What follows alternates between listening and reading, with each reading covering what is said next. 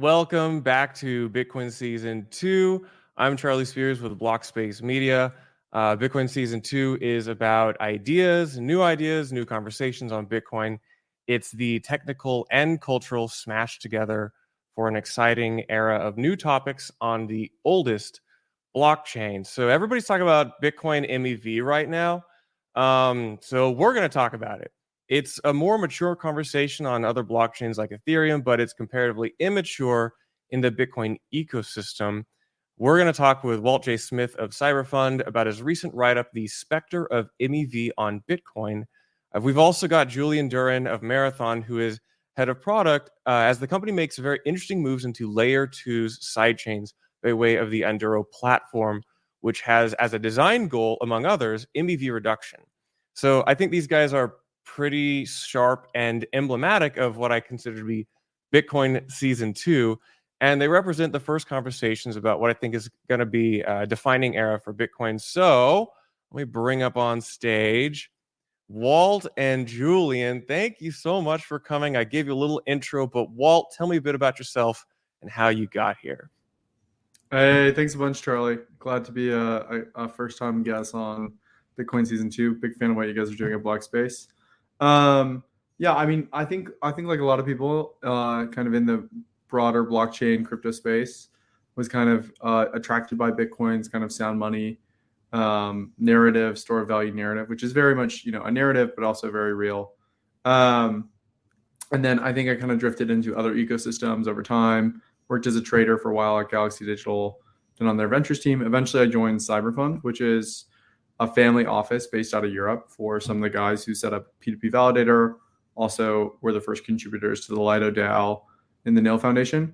So I work in the ventures team. We do a lot of interesting stuff, grants, leading deals, following onto deals, a bunch of fun stuff. But we're very research protocol focused, trying to really bring about DAOs is I think one of our core focuses. So make DAOs very real and staying true to my roots. I've always kind of stayed in Bitcoin despite Cyberfund's kind of Ethereum centered.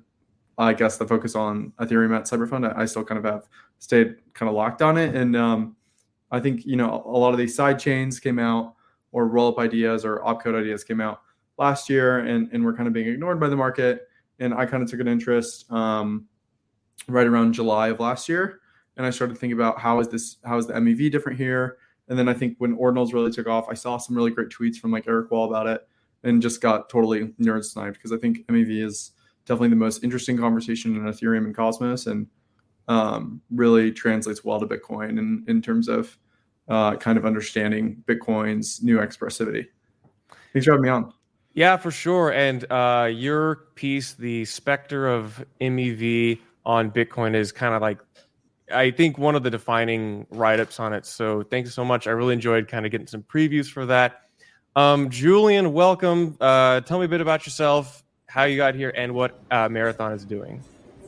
Absolutely, yeah, and thanks a lot for having me, Charlie. Definitely love the what's to come at Bitcoin Season 2. So yeah, my background is very much all over the place. I have a background in U.S. politics and social impact work in Latin America, energy in China, fintech in China.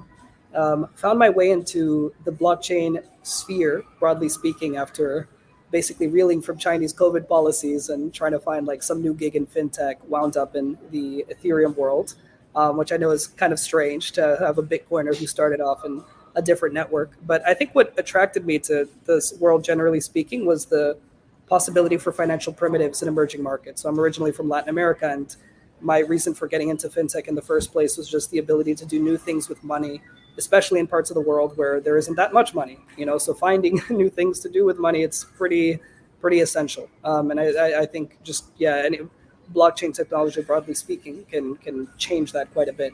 Now, my experience in the non-Bitcoin world was a lot of fluff and a lot of hand waving. I was actually trying to build real products, but oftentimes when we bring them to the market, last startup that I had in that world was crypto savings accounts in Central Asia. And so I'm out here in Kazakhstan trying to sell this DeFi app to people, and I'm getting questions left and right. Well, is this Bitcoin? Does this have anything to do with Bitcoin? Where is Bitcoin involved? Bitcoin. And I get so annoyed at the question. I'm like, man, but like that is impossible on Bitcoin. Can you guys just like take this. But then after like the nth time of listening to that, I was like, well, okay, well, let me listen to the user. You know, why are people so keen on this? And these weren't like, you know, maxis telling me this. It was just, you know, everyday people, you know, knowledge economy workers, taxi drivers, etc., that just knew about Bitcoin, and to pitch them a blockchain solution that didn't involve Bitcoin was just, it was a non-starter.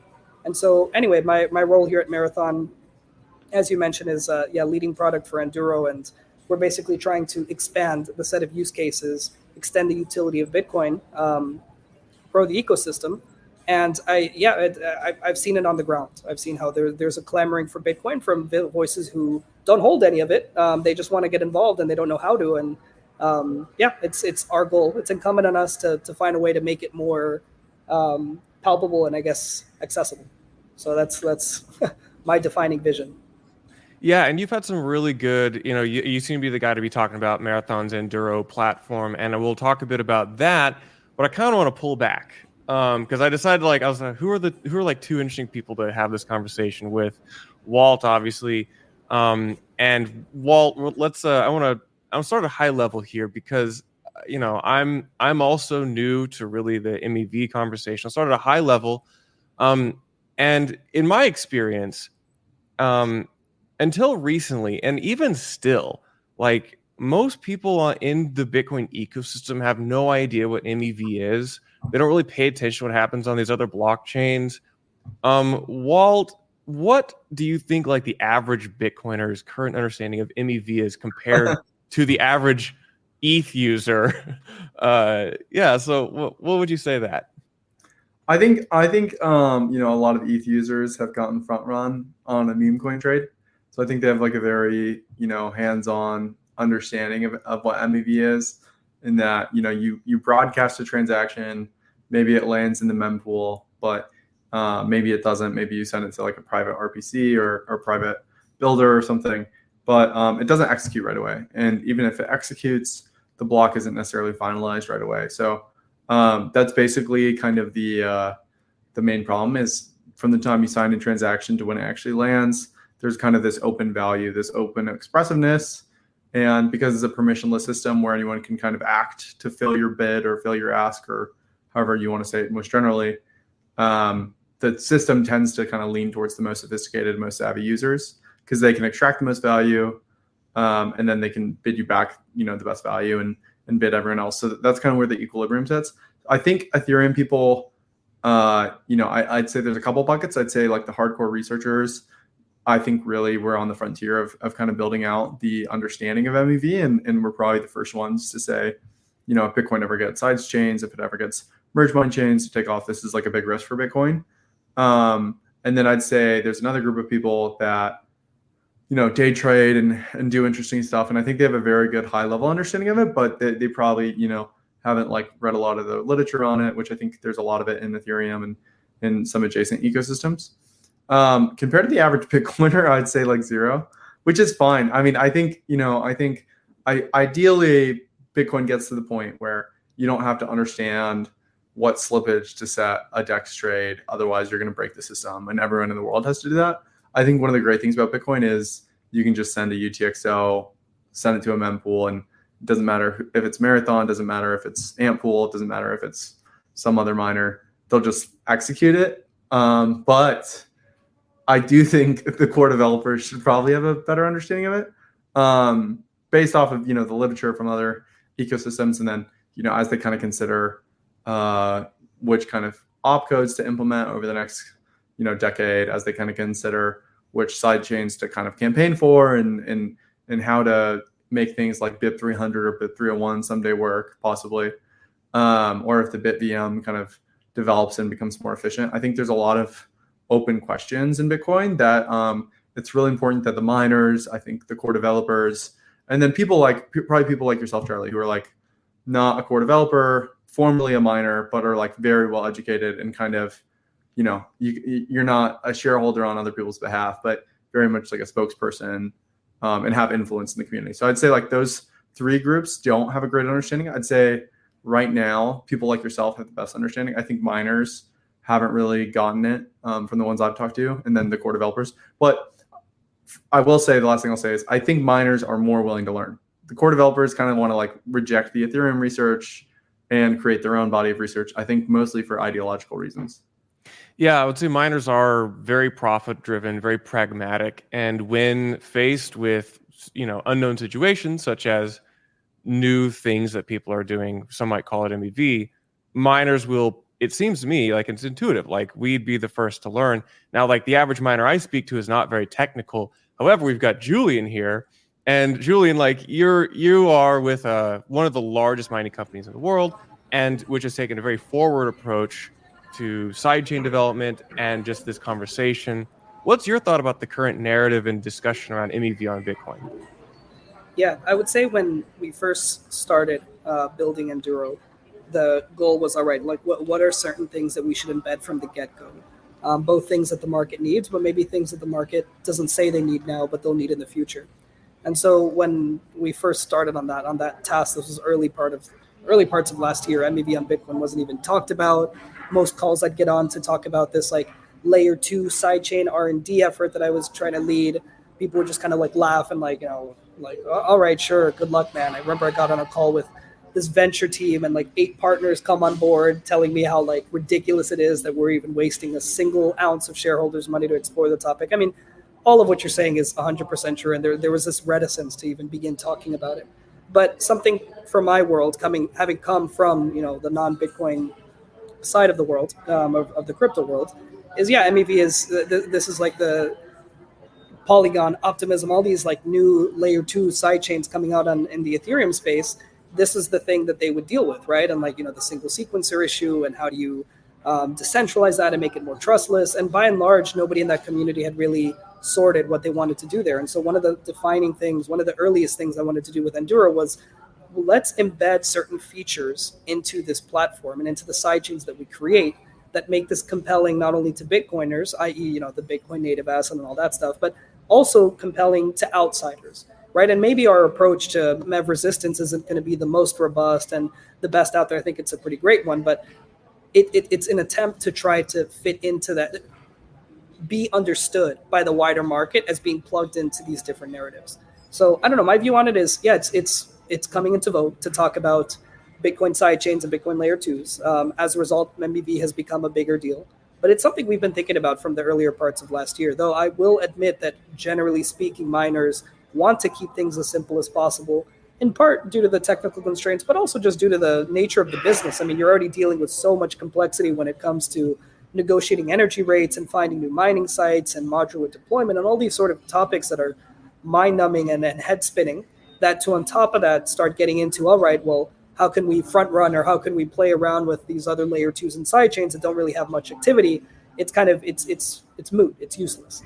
And so I don't know, my general take on MEV, I guess, and where it is right now in Bitcoin is it's, in vogue to talk about, but it doesn't truly become a problem until that adoption really comes into play. And so in many ways, I spend most of my time on that adoption question, setting up the frameworks to make sure this is a robust system in the longer term. But I think the number one question we should be asking ourselves on top of any MEV is, all right, well, there's front running if there's transactions to front run, right? There's front running if there are transactions. So where do we get that transaction velocity? And all of these things are related. It's a chicken and egg problem. But I think we're only now beginning to talk about this because now there's that there's money to be made, right? Because there's that velocity or that interest. Yeah, that's great. And I just kind of want to dive right into Walt's piece. Walt, Alexa got me for a second. I want to dive right into Walt's piece here. The Spectre of MEV on Bitcoin. It's on cyber.fund. It's a great piece. And I kind of want to ask you, like, Walt, in your piece, you talk about key divergences from proof of stake MEV. Gasper meets Nakamoto. Can you talk a little bit about that and describe your thinking there when you say, by portraying Bitcoin alongside Ethereum and other proof of stake networks, key differences and the relative advantages and disadvantages become clear? Can you kind of flesh this out for me? Yeah. No, I think that's a great question. That's one of the sections that I think I had some disagreements with, mostly from EF people at the Ethereum Foundation.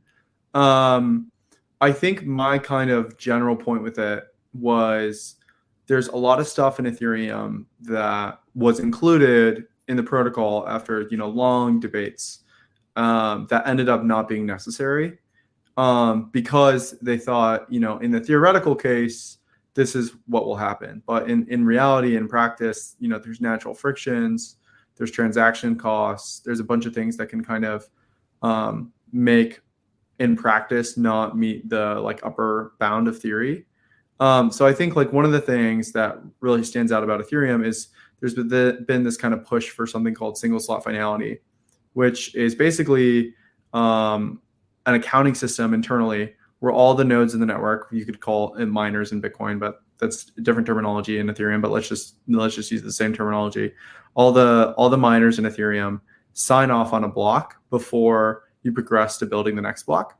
And what this does is it makes it probabilistically very unlikely to have another reorg based off of the economic cost. So you wouldn't say it's really probabilistic cost. It's the right way to say it is there's a huge opportunity cost because you'll get slashed and you'll give up a ton of ETH if you attach to 2 blocks at the same time, or if you try and go back and reorg the chain. I think Cosmos, which runs on Tendermint, has the property of single slot finality today.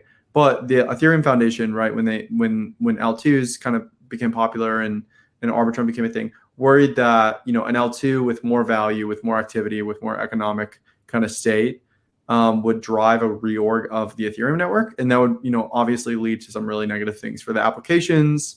If you're running a system with an Oracle, let's say something like MakerDAO, and you had a multi-block reorg, you could actually bankrupt MakerDAO. Because you could censor, if you owned multiple blocks in a row, you could censor the debt from clearing, right? So this is a huge theoretical issue, right? In practice, if you talk to Robert Miller, if you talk to the really good MEV people who understand the theory because they helped write it, but are also building the infrastructure around that, clients like MEV Boost or MEV Geth before it, there hasn't been that many instances of reorgs. So I think this is another interesting point that I kind of talk about in the piece is there's the difference of kind of the rational world where everyone's driven by economic incentives, maybe their reputation is on the line as well, versus the Byzantine world where there's kind of arbitrary behavior where you can do anything you want. Bitcoin is a BFT system, so is Ethereum. They're both trying to be, but sometimes we butt against these rational assumptions, and they're kind of nicer. They're kind of more friendly to work with.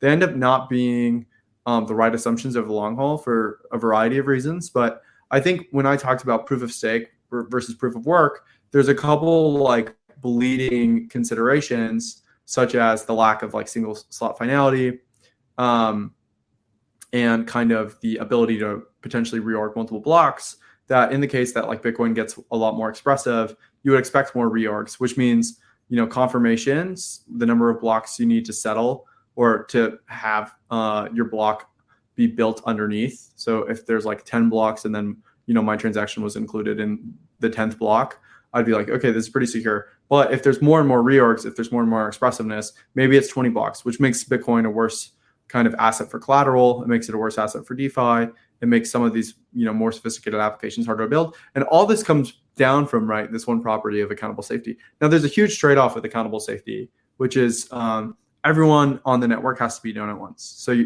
to have a voting system, you have to say we have this many nodes, they have this much balance, they have this many votes, they need to vote within this time period, right? So it's very complex. It's a very hard consensus mechanism to build. Bitcoin's really nice because it's very simple. It's just this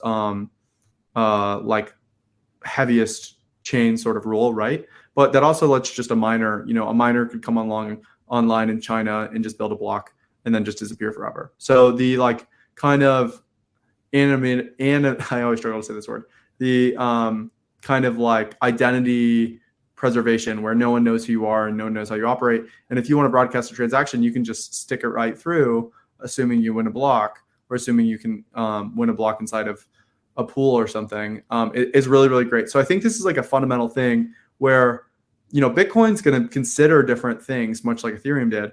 And sometimes they're going to be oh, single slot finality, maybe we really need this, which Bitcoin can't really add it.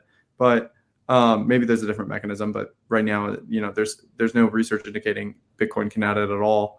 Bitcoin's going to add stuff. And then down the line, it's going to be wow, this was a theoretical assumption that is, in practice, we never hit this theoretical assumption. So we kind of didn't need this feature. So if you talk to Robert, I was not arguing with Robert Miller at Flashbots, but him and I were DMing about it. And he was like, yeah, why do you think there's going to be more reorgs on Bitcoin? We don't even see them on Ethereum, because Ethereum doesn't have single slot finality yet, but it's something they've really pushed for because they're worried about Arbitrum, or they're worried about Eigenlayer or something, creating a lot of incentives for reorgs. So yeah, so you managed to touch on like 8 questions that I had for you there, which is great. You got to come up. But it does. It brings like, another part of, another section you have is you talk about us re-entering a Byzantine world.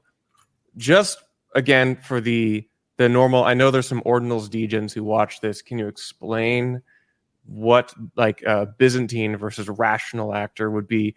And then my follow-up question is, do you think Bitcoin, because it's less expressive, remains comparatively Byzantine just due to its nature and design? Oh, that's interesting. I might not have a good response for the second one right off the bat, but I'll try and think about it while I talk. I'm not a theorist. I didn't go to MIT and get a PhD in distributed systems or something. So if anyone is watching and did do that, you spent a lot more time studying it than me, so you can't get angry. But kind of the back of the napkin math way of explaining this is a rational world is something where you model where all the participants are economically incentivized. Their welfare function is driven by money.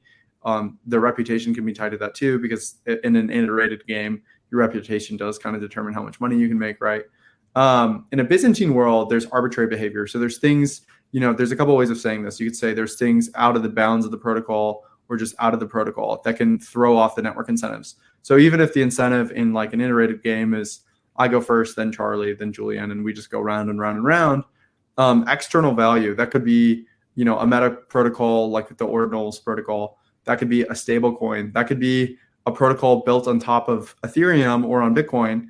I think Eigenlayer is this like big restaking thing on Ethereum. You can get something similar on Bitcoin where, Bitcoin's not staked natively, but you could create slashing logic. You could create kind of proofs of, validity or proofs that someone should be slashed for their activity, right? And this kind of thing would drive, arbitrary behavior that Bitcoin can't really reason about. It's kind of outside the scope of what it can see. And by that I mean what the protocol can see, what an individual miner can see, but also just what the whole network can kind of deal with at a given block. So I think when Bitcoin's re-entering this world, it's kind of just this reminder that a lot of the assumptions that Bitcoin has kind of been built on and kind of what they've gone off of maybe will be removed. So I think if you talk to someone like Paul at Drive Chains, he's really pushed for like blind merge mining, which, I think in 2012, the argument around this was largely based around hash rate centralization. I think, that conversation is kind of over, but maybe it has some validity in the MEV context where you're like, this can drive less MEV. The barrier to entry to harvest cross-domain MEV would be much higher if the merge mining was blinded to what was actually happening on the sidechain. But if everyone could see it just automatically, right, maybe there's more of an incentive. So I think it's like kind of this reminder for the core developers, for the miners, for everyone thinking about it, that we're not in a rational world. There's the US government exists. There's Bitcoin futures markets. There's these meta protocols, silly ones like ordinals that could end up driving, hundreds of millions of dollars of volume, and more sophisticated ones like Babylon that are going to stake your Bitcoin and potentially drive reorgs. I don't think that'll happen in practice, but in terms of your second question, would you actually repeat it maybe for the audience and for me? I kind of want to repeat it, but I actually want to throw that question to Julian, which is, so Julian, I mean, Walt talks about Bitcoin's fairly Byzantine, its current Byzantine model and state. Do you think in the face of heterogeneous assets and all these new things on Bitcoin, do you think Bitcoin has in some ways, because of its simplicity and just like MEV reduction built into the system? Or what are your thoughts on this topic? I really think that at the end of the day, a world in which there are these heterogeneous assets, a lot of stakeholders in Bitcoin are going to find themselves without proper footing. And so they're going to hire people from these other ecosystems that have a better sense of how to manage these heterogeneous assets, have a better sense of MEV. When there's that incentive to profit off of it, I have a very strong faith that a lot of miners and a lot of stakeholders in Bitcoin are going to find ways in order to get a sense of what's going on. And if it's a Byzantine world now and there's a reason to be a rational economic actor, they'll move in the direction away from Byzantine and toward being rational economic actors. But I think we have some time. And I think like at the end of the day, there's a switching cost, right? Like there's going to be a time, like a startup time, so to speak, where people are still kind of getting their bearings. One thing I will say on this topic, just generally speaking, though, Chinese miners and Chinese pools, some of the most sophisticated teams out there, because they've been thinking about a lot of these sort of topics for quite some time. I remember at conference early part of last year, I wound up in Singapore at this Bitcoin Layer 2 event that was completely in Chinese. And to speak a little bit of it, but it's not like I understood everything. But from what I gathered, there were a lot of these conversations with top professors in China about side chains and roll-ups and all of that. And a lot of those conversations predate, which nowadays we're like, oh, well, now it's Bitcoin season 2. But in East Asia, I think, in many ways it predated it. So I think it's probably going to still be a Byzantine world, even in a world in which Enduro takes off and there's all these heterogeneous assets. It's going to take time for people to catch on. But I do think that there's already number one, there are some stakeholders in Bitcoin that are quite familiar and have been exploring this layer 2 space as early as 2016 and even beyond. And number two is that when there's an incentive to profit, you're going to have these other actors from other ecosystems coming in. And actually, we see this with Enduro, because the whole goal of it is a multi-sidechain platform, bring in other different ecosystems. And we're seeing a lot of big teams from other the Solana worlds, the Ethereum worlds coming in and being interested in spotting an opportunity, in some way seeing like, okay, Bitcoin, heterogeneous assets, MEV potential, they're not going to figure it out maybe for a few months, and I can profit on it in the interim. So I think we're going to head away from that Byzantine world in the event that these heterogeneous assets are actually adopted, because again, it all comes down to you can't front run something that isn't existing in the first place. So in the world that we see that, I would expect a similar evolution as to what we see in other ecosystems. Yeah, so that we've talked a bit about Walt, you brought up Paul Stork and BIP 300-301 and Drive Chain, which brings us to merge mining, which is an old idea.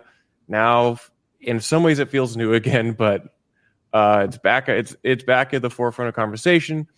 And Walt, you have a section in your piece on blind merge mining and perhaps some concerns or just some discussion on it. Could you talk a little bit about like how it might play a role in this MEV narrative on Bitcoin? So I kind of want to let you chat about that. So I think, and maybe Julian will correct me here, but I think from my understanding, there's a few implementations of merge mining. There's a few that are already live, like Roofstock. There's like the OG idea for it, which I think Satoshi actually came up with. And then I think there's like blind merge mining, which was kind of proposed in 2012 to deal with this fear over centralization, which if you look at like Bitcoin dev mailing lists, it's probably the repeated theme against merge mining. I think like the way to kind of think about this though is just like any sort of sidecar that has broad adoption above miners kind of raises the baseline level of sophistication. And the more activity and economic value kind of on the sidecar that you're merge mining, the more kind of political and economic influence that sidecar will have. So there's like a very similar thing in Ethereum with MEV Geth, where that really gave certain people a seat at the table in terms of core development in a way that some people were less fond of. Arguably, it was something super important, but I think other people are less in favor of it, and we don't need to get into the nuance of that. I guess for merge mining, I think one of the things to kind of think about with other sidechain schemes is a lot of this revenue is going to go to the L2. Miner revenue will cut back.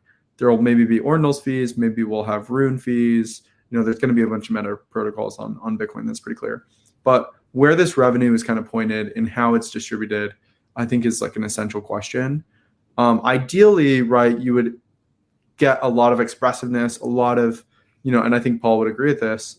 He says, I want to, with BIP 300 and BIP 301, we want to, have a Zcash side chain, which, I think that's kind of useless now, but I get what he's trying to say with it. A Zcash side chain, an EVM side chain, a Solana VM side chain, right?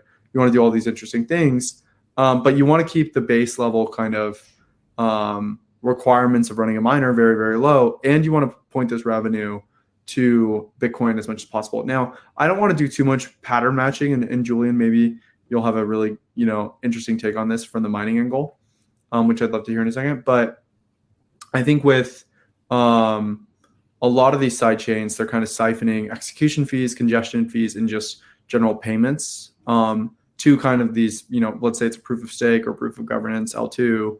Now the revenue is not really going back to miners. Now we're not really securing the network. So it's kind of a problem, but you also don't want to make it like too sophisticated. Running a Solana node is famously very hard.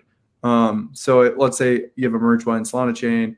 Now it's gotten really, really hard, even harder than just running ASICs and finding, insanely low cost energy, which, people make full careers out of being like energy, energy gods, finding the cheap energy somewhere.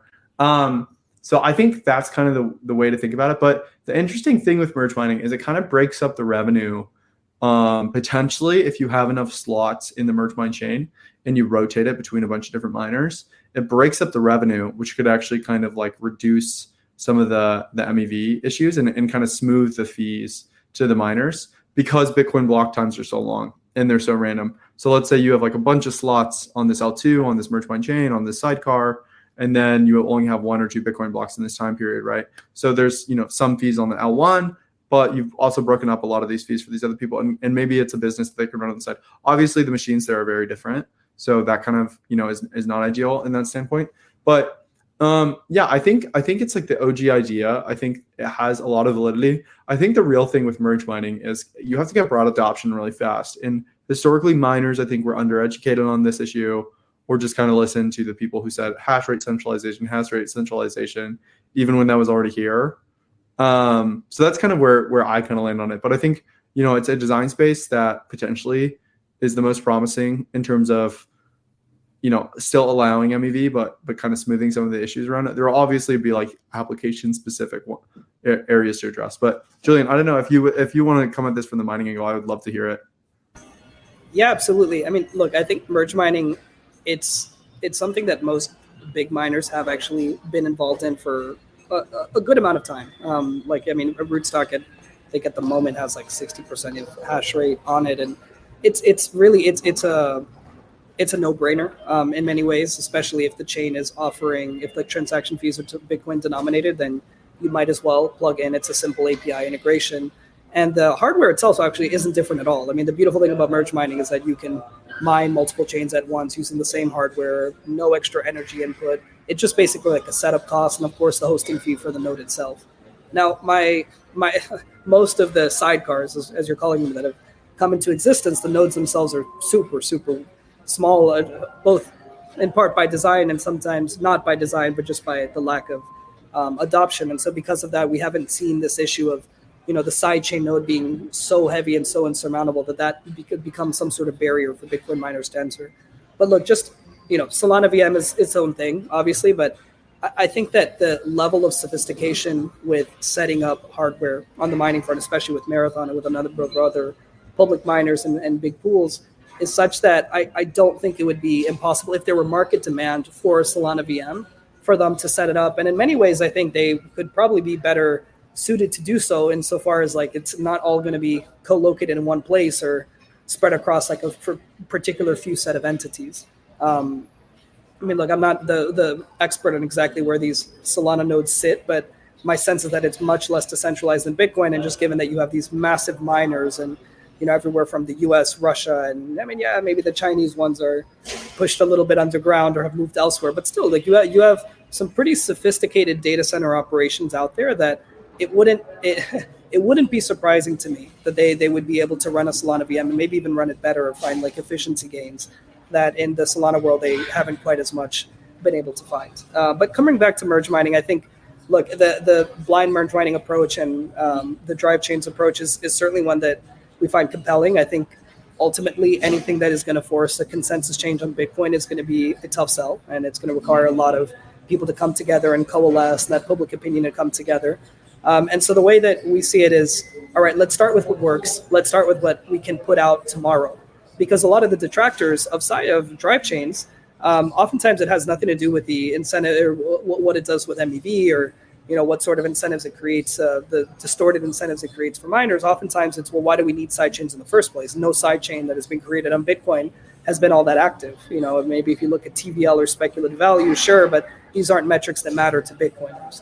And so to me, the first test case, the first thing that we need to prove is that these sidecars are actually valuable, that Bitcoin is more than just that store of value, and that it can actually be a layer for a lot of DeFi and a lot of innovative financial use cases. And once we prove that, then all right, okay, let's backward solve, right?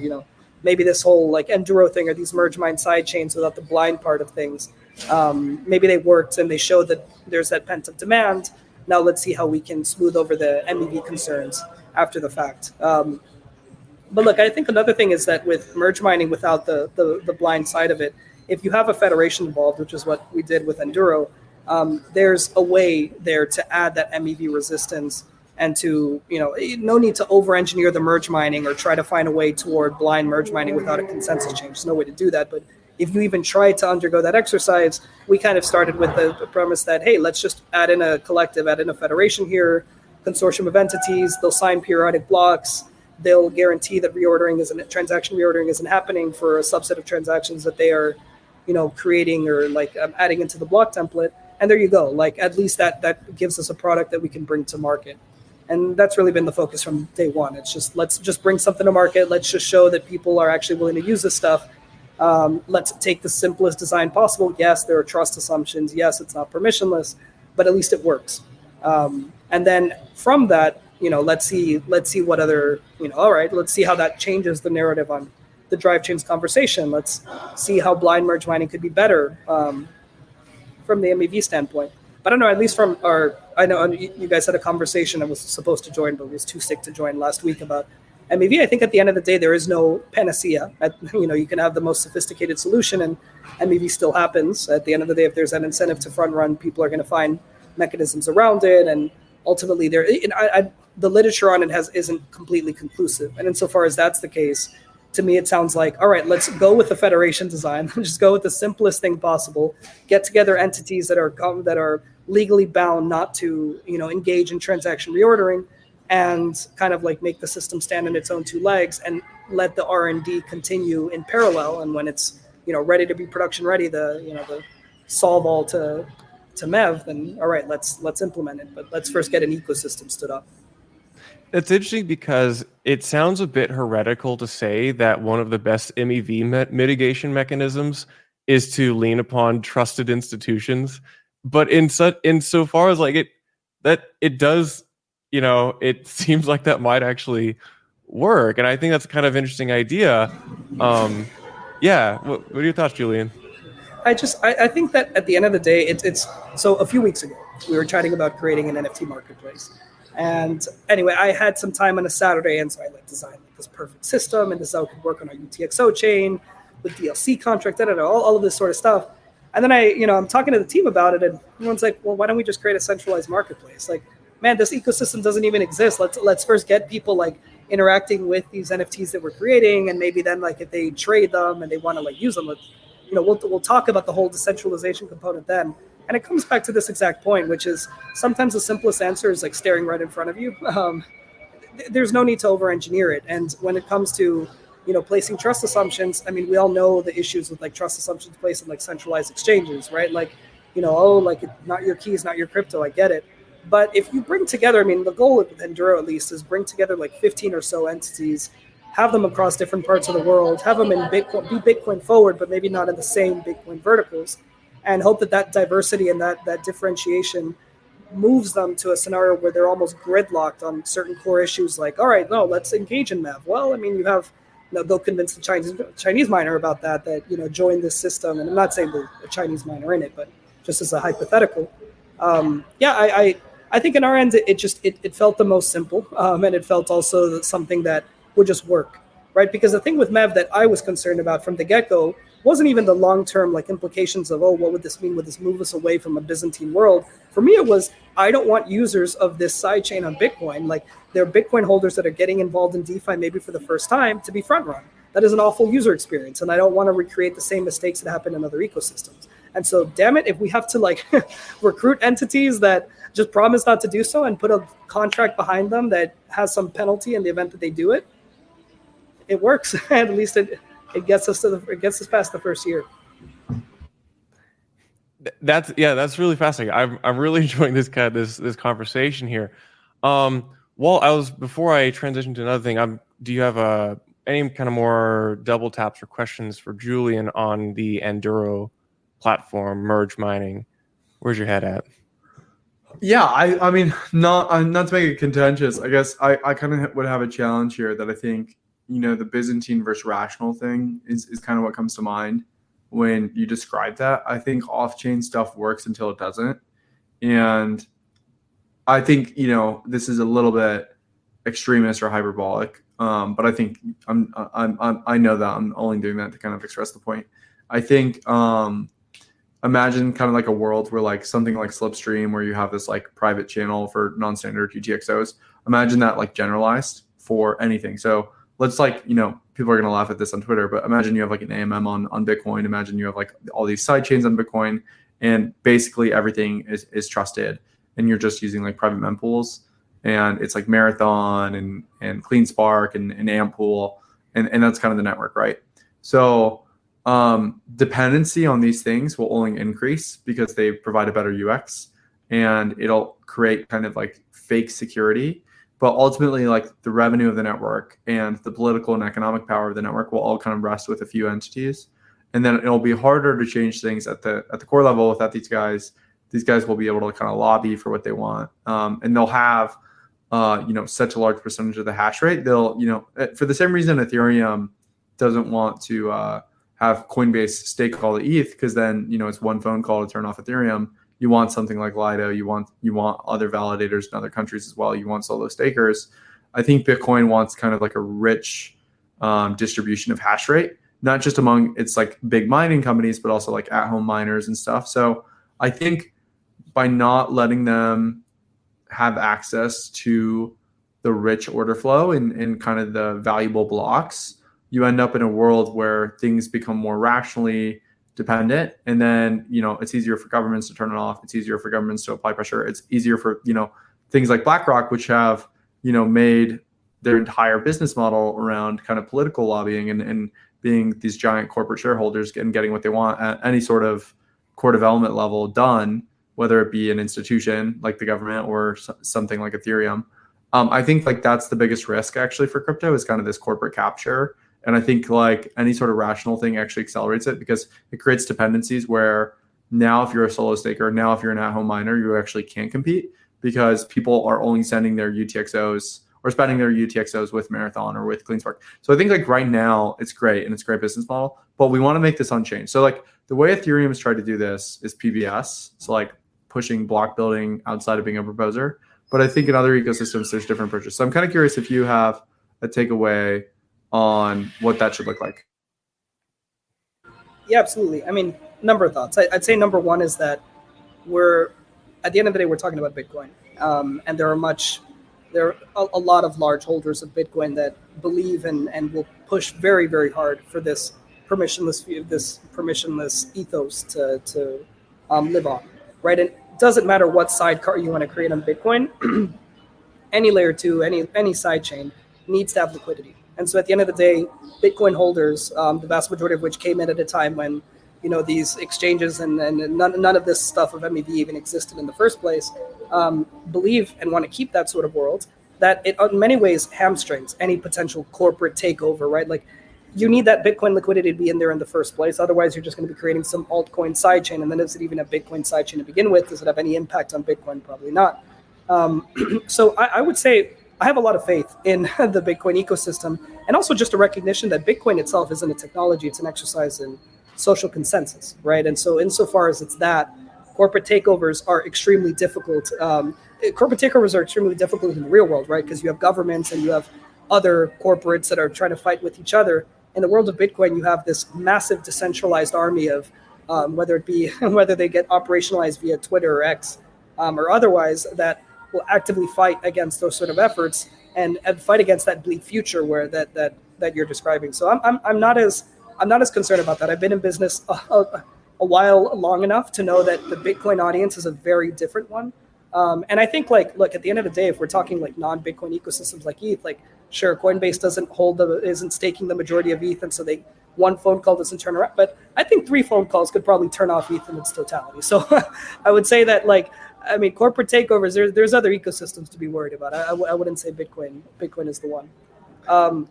Now on the topic, I forgot. Yeah, there was another point that I wanted to mention that I did like the spicy take though, Julian. I really like that.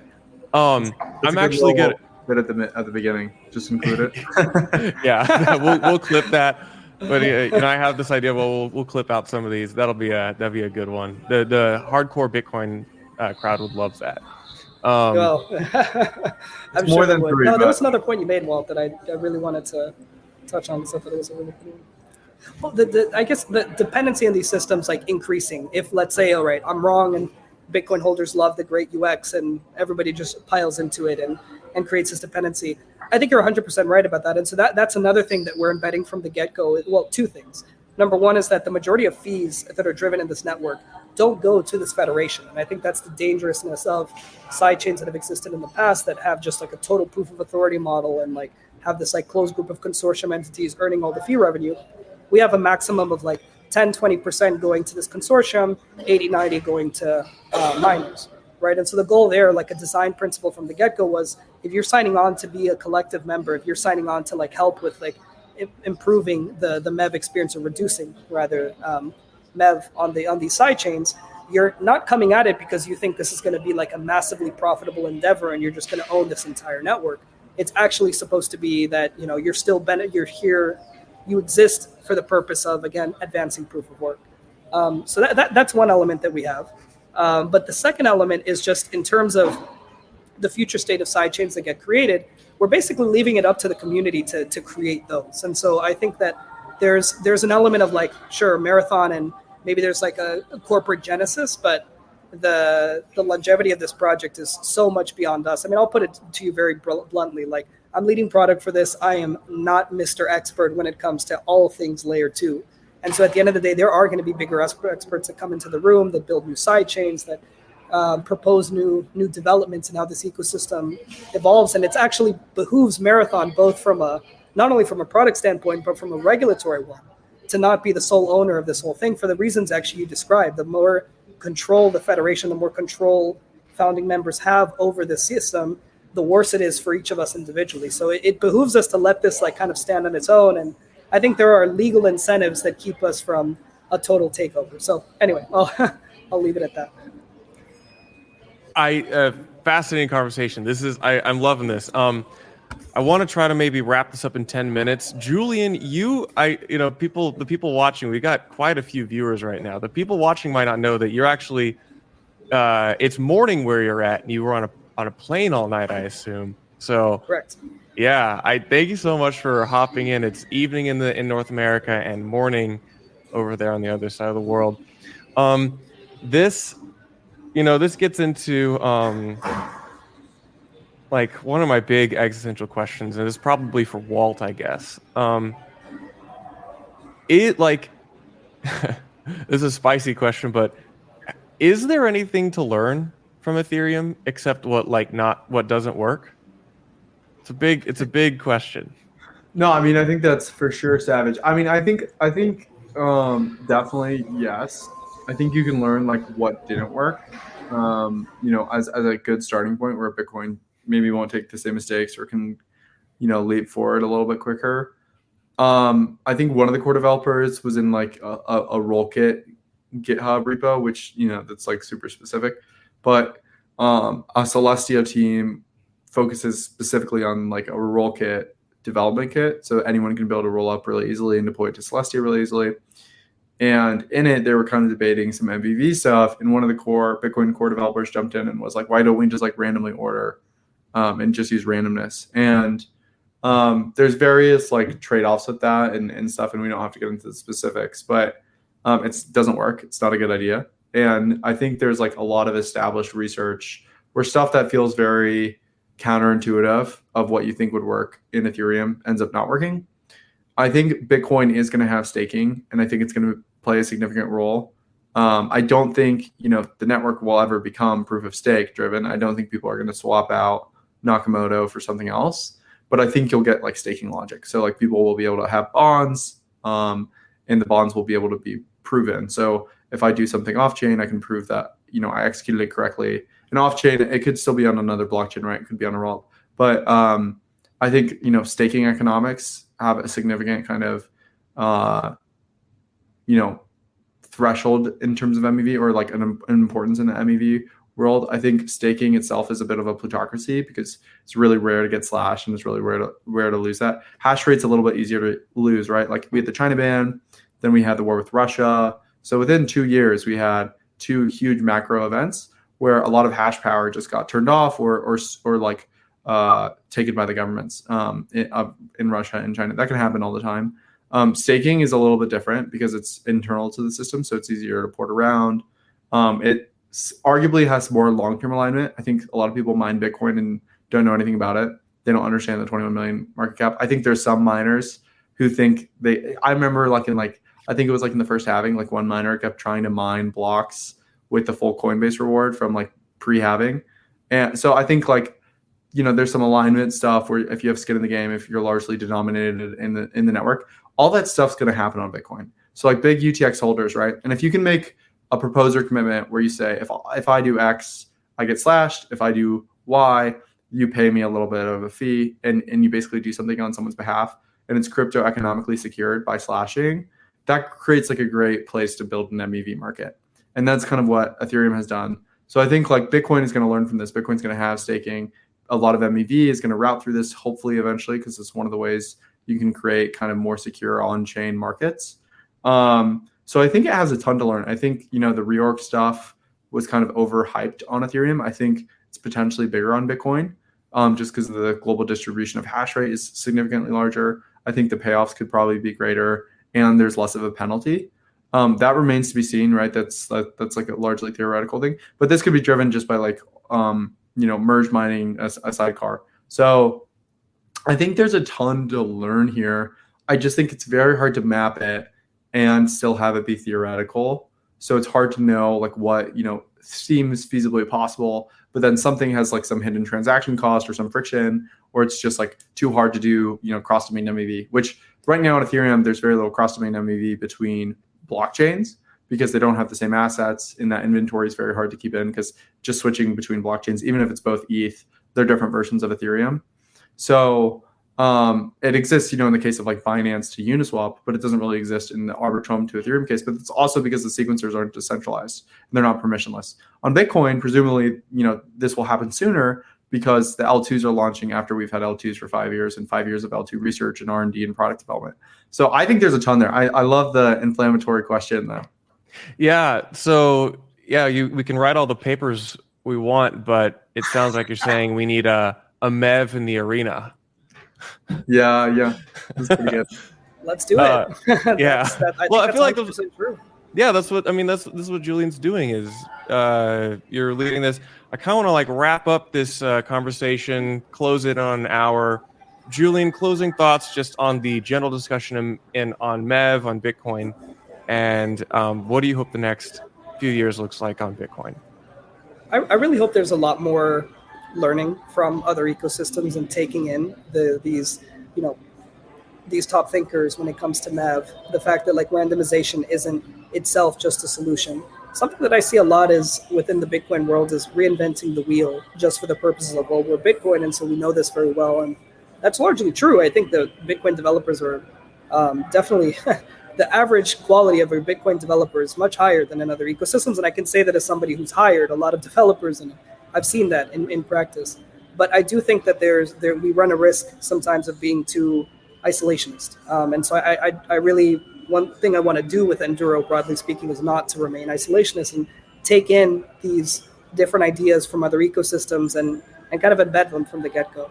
I also think that one beauty of this multi-sidechain ecosystem that we're creating is that it does give us like a test case, kind of like MEV in the arena, so to speak, and other things too. I mean, there's so many more problems and the user experience issues that Ethereum has tried a number of years now to solve, that we can use Enduro and sidechains on it as sort of like a test case to see how solutions could work on a chain linked to Bitcoin, on a chain that has merge mining and that miners are involved in the first place.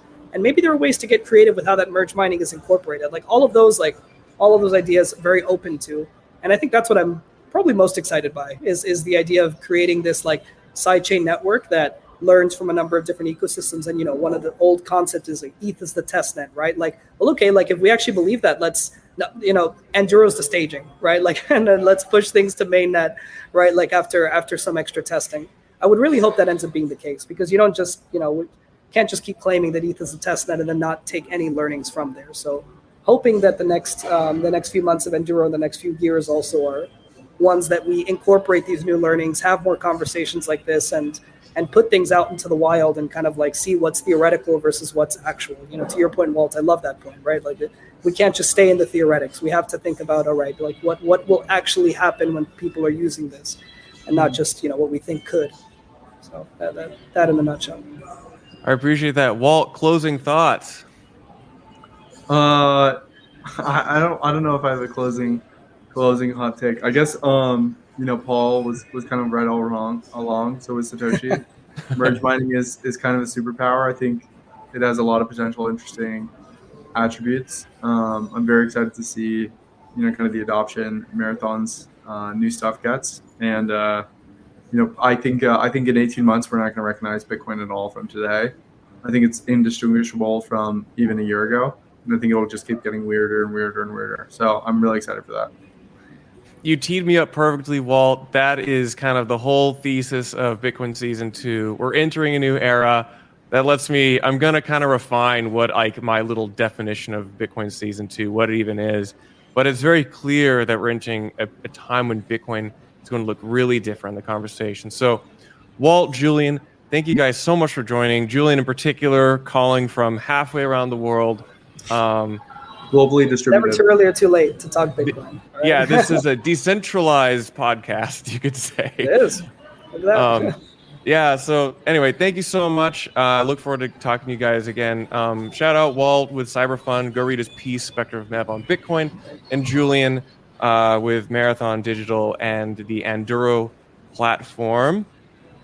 So thank you so much, everyone, for joining me for the resurrection of Bitcoin Season 2. Make sure to go to blockspace.media, sign up for the newsletter coming out every Monday and Friday, and then subscribe to the YouTube channel, Blockspace Media. We will have a live stream on a weeknight and a video on demand during the weekday. So thank you so much for coming, and we'll catch you later.